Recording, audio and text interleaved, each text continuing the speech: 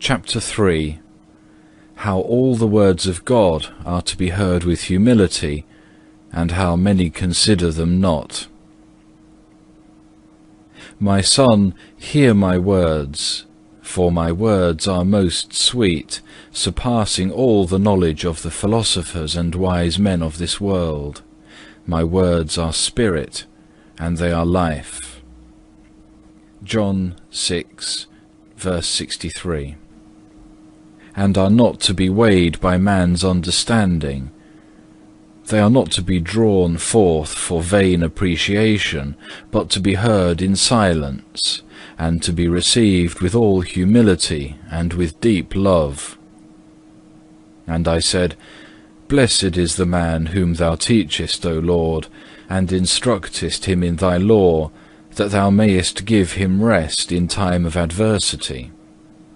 Psalm 94, verse 13. And that he be not desolate in the earth. I, saith the Lord, taught the prophets from the beginning, and even now cease I not to speak unto all. But many are deaf, and hardened against my voice. Many love to listen to the world rather than to God. They follow after the desires of the flesh more readily than after the good pleasure of God. The world promiseth things that are temporal and small, and it is served with great eagerness. I promise things that are great and eternal, and the hearts of mortals are slow to stir. Who serveth and obeyeth me in all things, with such carefulness as he serveth the world and its rulers? Be thou ashamed, O Sidon, saith the sea. Isaiah 23, verse 4. And if thou reason seekest, hear thou me. For a little reward men make a long journey, for eternal life many will scarce lift a foot once from the ground. Mean reward is sought after. For a single piece of money sometimes there is shameful striving. For a thing which is vain, and for a trifling promise, men shrink not from toiling day and night. But, O shame, for an unchangeable good, for an inestimable reward, for the highest honour, and for a glory that fadeth not away, it is irksome to them to toil even a little. Be thou ashamed, therefore, slothful and discontented servant, for they are found readier unto perdition than thou unto life. They rejoice more heartily in vanity than thou in the truth. Sometimes indeed they are disappointed of their hope, but my promise faileth no man, nor sendeth away empty him who trusteth in me. What I have promised I will give, what I have said I will fulfill, if only a man remain faithful in my love unto the end. Therefore am I the rewarder of all good men, and a strong approver of all who are godly.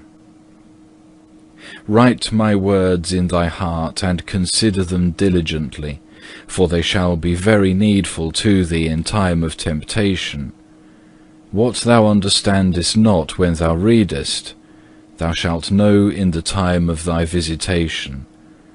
I am wont to visit mine elect in twofold manner, even by temptation and by comfort, and I teach them 2 lessons day by day, the one in chiding their faults, the other in exhorting them to grow in grace. He who hath my words and rejecteth them, hath one who shall judge him at the last day. A prayer for the spirit of devotion. O Lord my God, thou art all my good, and who am I that I should dare to speak unto thee? I am the very poorest of thy servants, an abject worm, much poorer and more despicable than I know or dare to say. Nevertheless remember, O Lord, that I am nothing, I have nothing, and can do nothing. Thou only art good, just, and holy. Thou canst do all things, art over all things, fillest all things, leaving empty only the sinner. Call to mind thy tender mercies, and fill my heart with thy grace, thou who wilt not that thy work should return to thee void. How can I bear this miserable life, unless thy mercy and grace strengthen me? Turn not away thy face from me, delay not thy visitation. Withdraw not thou thy comfort from me, lest my soul gasp after thee as a thirsty land. Lord, teach me to do thy will, teach me to walk humbly and uprightly before thee. For thou art my wisdom, who knowest me in truth, and knewest me before the world was made, and before I was born into the world.